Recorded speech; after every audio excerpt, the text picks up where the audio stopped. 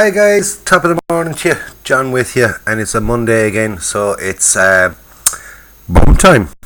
Bum time it is, bum indeed. Bench update Monday, for anybody who doesn't know what my bum is all about. It's every Monday I give an update on what I've been doing for the last week. Just makes it easier, because in case sure, it's why not as an excuse to make a video. Anyway, without any further ado, what has John been up to for the last week? Well, since last week, as you can guess, I finished off the JS2 from Zvezda. Let's swing her in there. There she is. When I did the reveal of it, I had forgotten to darken off the tracks. Something I had seen and something people had pointed out to me, and it was just a simple little thing. I just forgot to give it the last little wash, just to kind of tone it down a bit. Because I use different colours of pigments and rust pigments and things. I've an AK, I think it's AK. No. Excuse me for leaning over. Big stretch. Anyway, I've got this one, which is Alclad War Pigs, mid rust, which is a very dark red. Don't know how to describe it. And I've got some of my homemade rust pigments, which is this one here, the colour of that lovely colour. And what that is that's actual rust, scraped off my barbecue, ground down, powdered up, and it works absolutely beautiful. So that is actual rust, or brilliant. I had it in my head 2 fucking seconds ago, the technical term for rust, and it's gone now. But you know basically what it is. It's rust. It's just the rust scrapings off the rust when the rust dries. Anyway, there's the JS2, and the mixture of those two made it very, very bright. And all it needed was a wash to bring it down. Switchers told me, a nice black wash will bring that down. And it's something that I've done on every other bloody thing. I just totally forgot to do it on this one. So, shall we say, oops, my mistake. And thanks, Rick, for pointing it out to me. And it's all remedied now. It's fixed. Says you.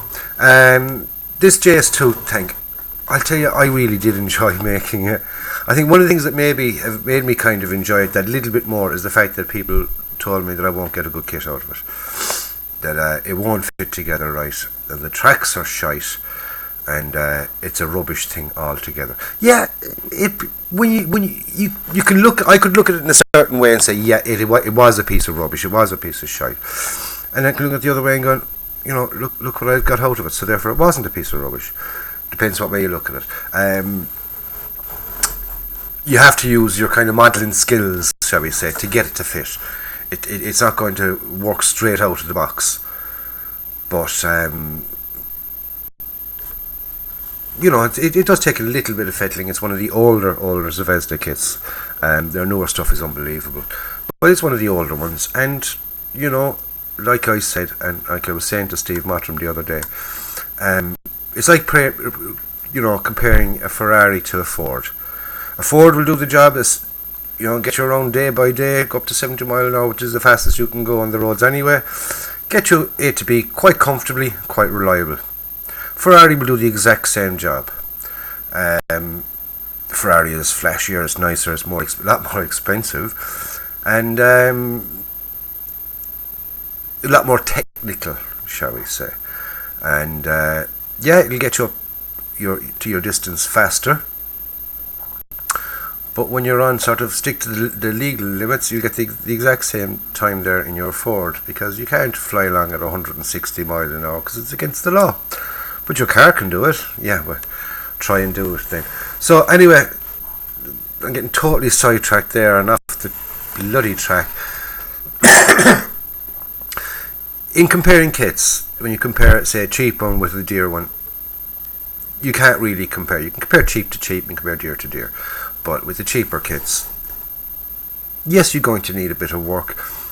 Like with there was one there, I just couldn't get the tracks to go. Ended up being a burnt out track, a burnt out tank. So everything's got potential. That's the way I look at it. Everything has got potential. Nothing goes in the bin. So there's the JS2, lads, and it came out absolutely fabulous on it. The weathering on it, I think, is spot on. Love the cast texture on the turret of that. It is absolutely fabulous. Those Zvezda decals, when you look at the numbers, look at those numbers. They actually look painted on. I cannot see any carrier film or anything on them. They are absolutely bloody well brilliant when it comes to decals. They went down and those numbers look actually painted on. So what you can fault some kits on, you can't fault this one on. Anyway, that's the JS2, and that's enough about that. Also, what I've been working on, but push that out of the way. Also, what I've been working on my my Dragon Panzer Biffwagon 3 Aufs J with Scherzen. This is on the opposite side of the scale, should I say, to the Zvezda one. This is a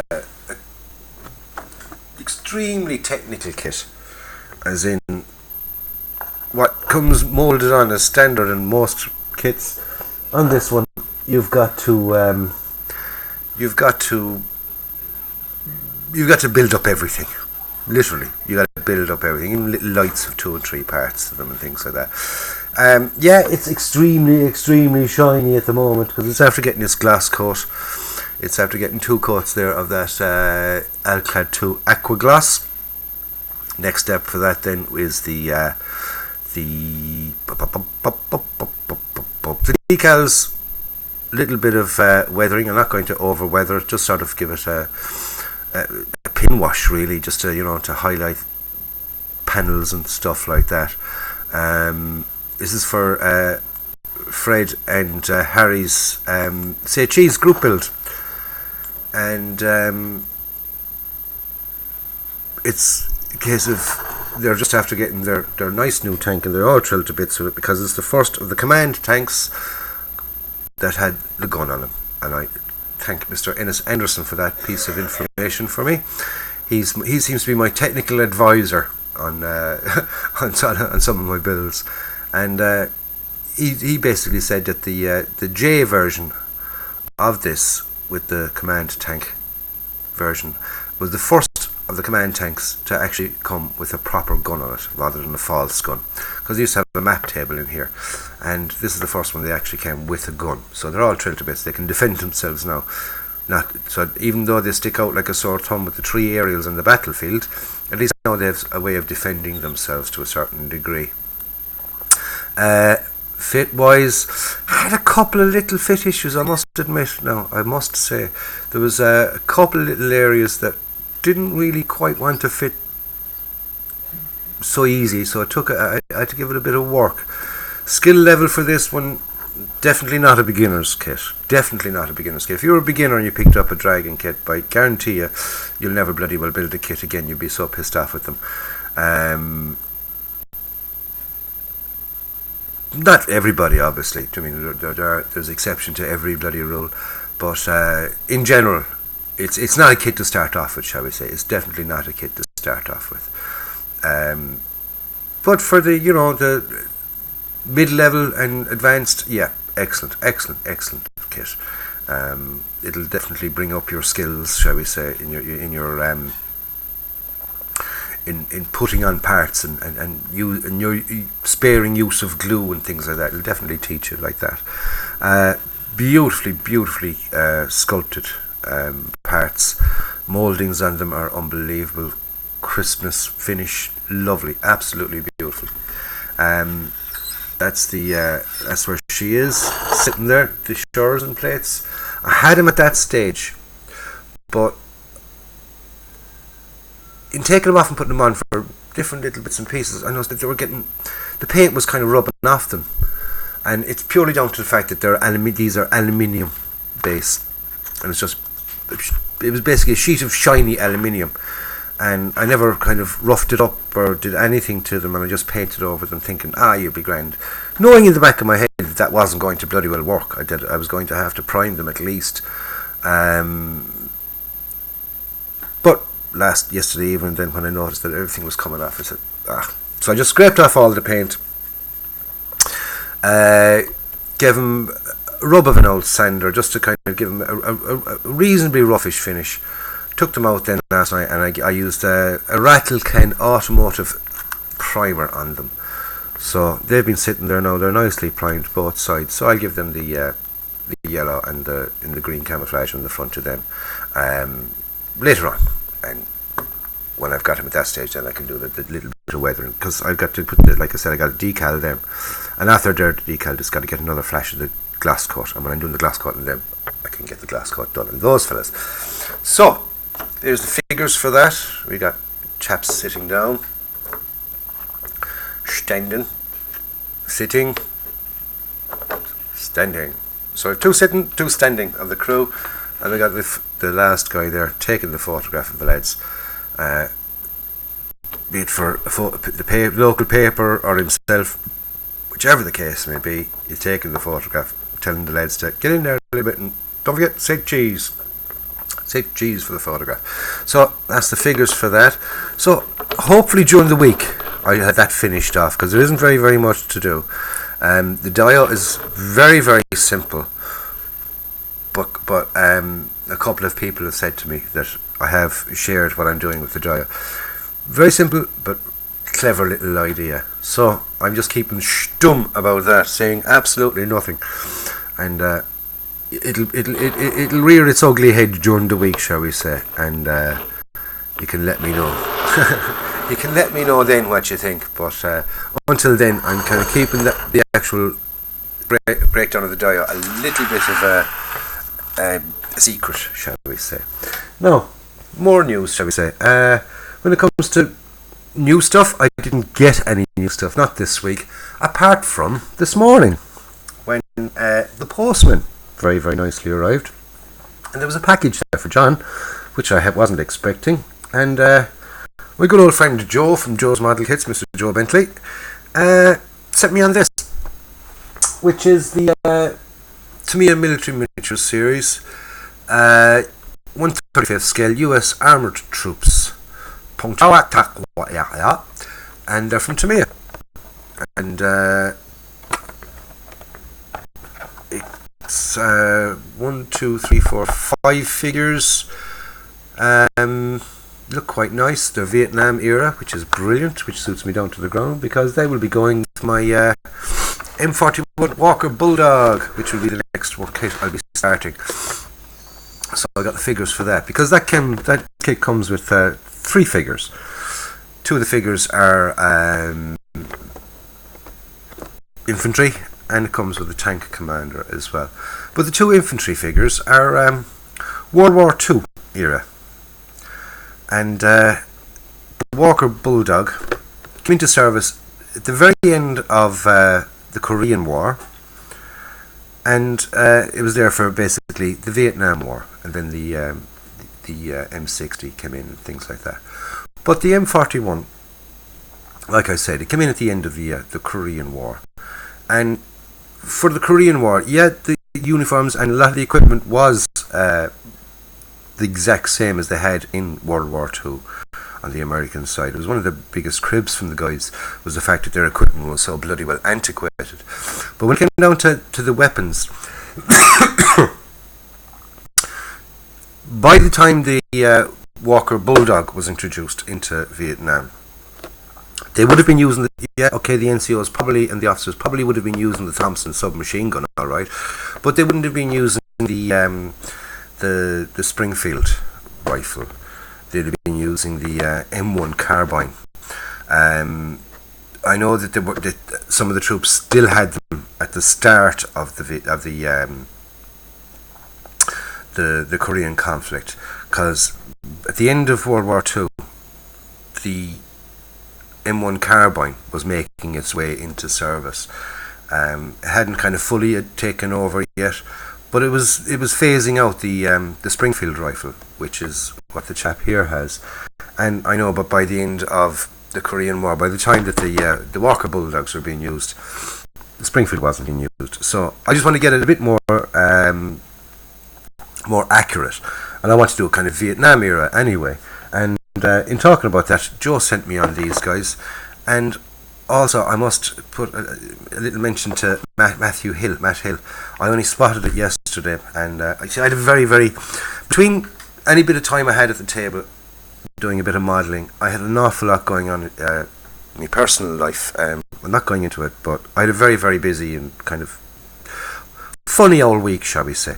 But Matt sent me a message saying that he had some Vietnam era troops from Tamia, and that he'd gladly send them on to me. And I never got back on to him until yesterday. I do apologise, Matt, for taking so long. And I presume it's probably the same set.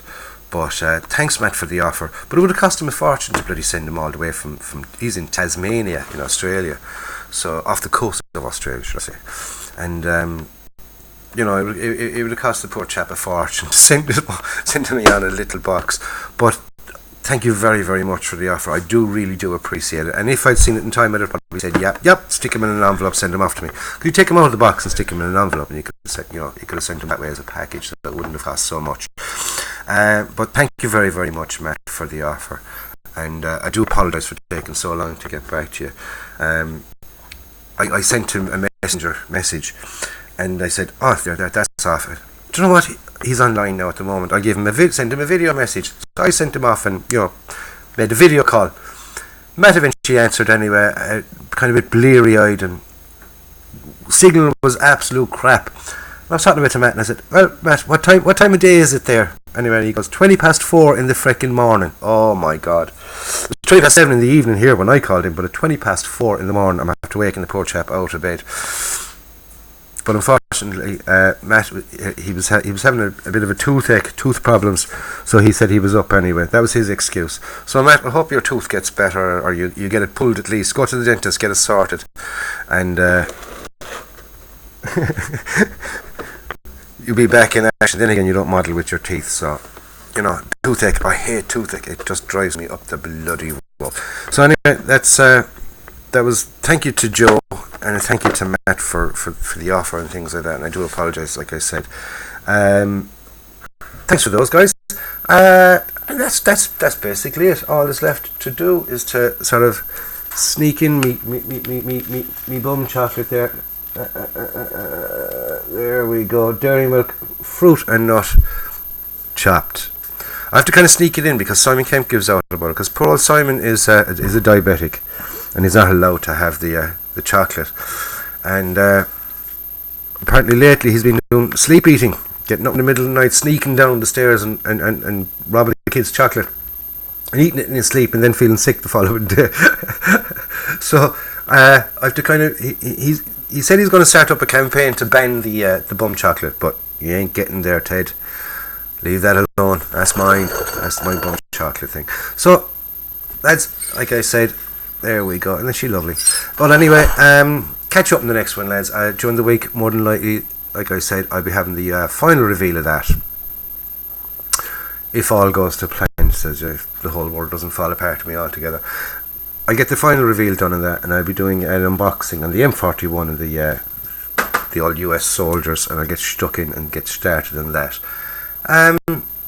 So that's it, lads. Until next Monday's bum for the bum. Don't forget to like and subscribe. If you haven't already subscribed to the channel, please do so. I appreciate that. And don't forget to give it a thumbs up. Hit the like button, and or the dislike button. That's your prerogative. If you don't like it, then you don't like it. Simple as that. But if you do hit the dislike button, let me know why. Let me know. Talk too much. You're full of shite. You're a crap modeler. Whatever you want to say. I'm not sort of soliciting people to give me the thumbs down, but if you do, just let me know why. Anyway, that's it for now. That's me bum. All sorted. Until next week's bum, this is John, signing off. Oh yeah, don't forget, buy a kit. Build it. Enjoy it. John, signing off, lads. Catch you next week. Stay safe.